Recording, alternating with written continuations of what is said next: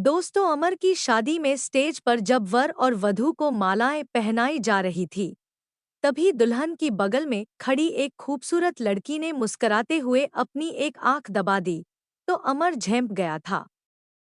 शर्मीला होने के चलते अमर दोबारा उस लड़की को देखने की हिम्मत नहीं जुटा पाया। परंतु शादी के बाद जब विदाई का समय आया, तब वही लड़की चुहलबाजी करते हुए बोली, मुझे अच्छी तरह से पहचान लीजिए जीजाजी। मैं हूँ आपकी साली रागिनी। दीदी को ले जाने के बाद मुझे भूल मत जाइएगा। नहीं भूलूंगा रागिनी। भला साली को भी कोई भूल सकता है, अमर ने धीरे से मुस्कराते हुए कहा। क्यों नहीं, जब घरवाली साथ में हो तो साली को कौन याद करता है, रागिनी ने हंसते हुए कहा। मैं हूं न तुम्हें याद करने वाला। अब फिक्र क्यों करती हो?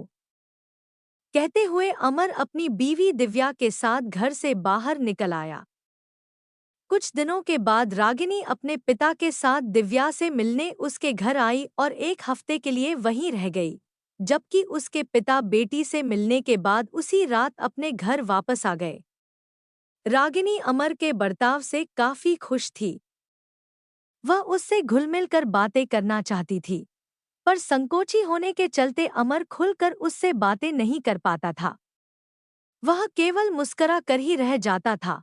तब रागिनी झुंझला कर रह जाती थी। एक दिन दिव्या के कहने पर अमर रागिनी को घुमाने ले गया। जब वह रागिनी को ऐतिहासिक जगहों की सैर करा रहा था, तब वह अमर के संग ऐसे चिपक कर चल रही थी, मानो उसकी बीवी हो। रागिनी के बदन के छू जाने से अमर अंदर ही अंदर सुलग उठता। उसकी नज़र रागिनी के गदराए जिस्म पर पड़ी। अमर को अपनी तरफ घूरता देख रागिनी ने शरारत भरे अंदाज में पूछ ही लिया, क्या देख रहे हो जीजाजी? मुझे तो सचमुच में बड़ा मजा आया जीजाजी। कहते हुए रागिनी ने धीरे से एक आंख दबा दी, जिसे दिव्या नहीं देख पाई, पर अमर का दिल धड़क गया। रात के समय अमर और दिव्या अपने कमरे में सो रहे थे। तभी उन्हें दूसरे कमरे से रागिनी की जोरदार चीख सुनाई दी। वे दोनों दौड़े दौड़े उसके कमरे में पहुंचे। रागिनी अपना पेट पकड़कर जोरों से करा रही थी। अपनी छोटी बहन का यह हाल देख दिव्या घबरा कर पूछने लगी, क्या हुआ रागिनी? बता मेरी बहन। पेट में दर्द हो रहा है दीदी, कराते हुए रागिनी ने बताया। पेट में तेज दर्द है? इतनी रात गए, मैं क्या करूं? आप ही कुछ कीजिए न, घबराती हुई दिव्या ने अमर से कहा।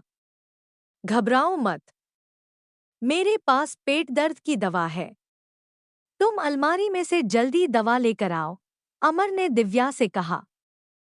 यह सुनकर दिव्या अपने कमरे में दौड़ी दौड़ी गई। तब अमर ने रागिनी से अपनापन दिखाते हुए पूछा, पेट में जोर से दर्द हो रहा है?